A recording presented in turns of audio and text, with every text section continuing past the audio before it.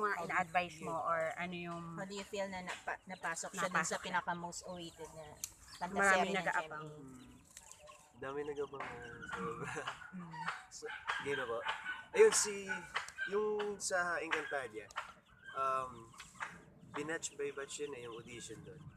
So, isa rin ako sa mga nag-audition doon sa mga character doon. Then, before pa kami mapunta, parang hindi naman nag-expect na maging sangre or maging ibaro. Parang kung ano lang ibigay na character kasi talaga namang yung Encantadia marami nag-aabang. So, there are no small role.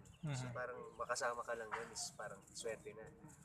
Tapos luckily, si Shania na callback. Ako kasi parang nag-start na yung taping dito sa hanggang makita ko muli. Sinabi na Jack, meron kang serye with Bea and Derek na tsaka Kim na kasama ka nun sa so itong Encantadia baka malabo na makast ka ganyan. Tapos si Shania naman kinallback siya.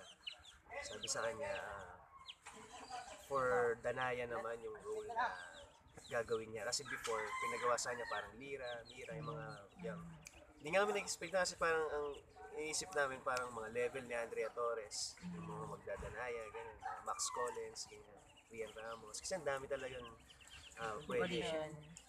Well, nung nakuha siya, hindi pa rin nagsising in until such time na in-announce na parang nga doon silang beauty queen na magkakahawak na.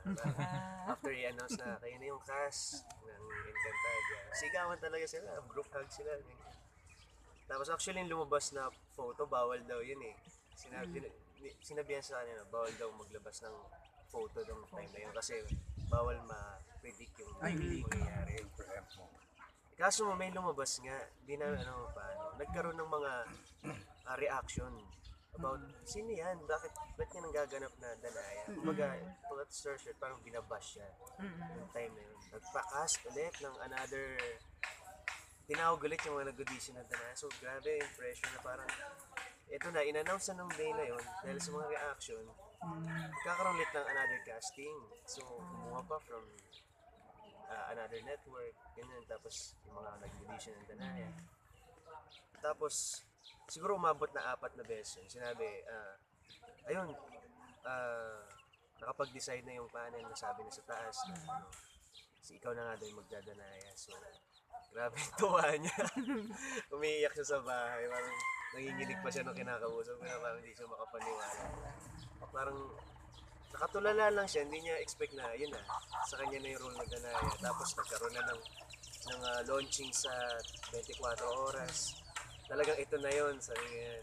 Pero alam mo yun, yung parang yung trauma niya nung nagpatawag ulit na yun, hindi pa rin siya naniniwala hanggang yung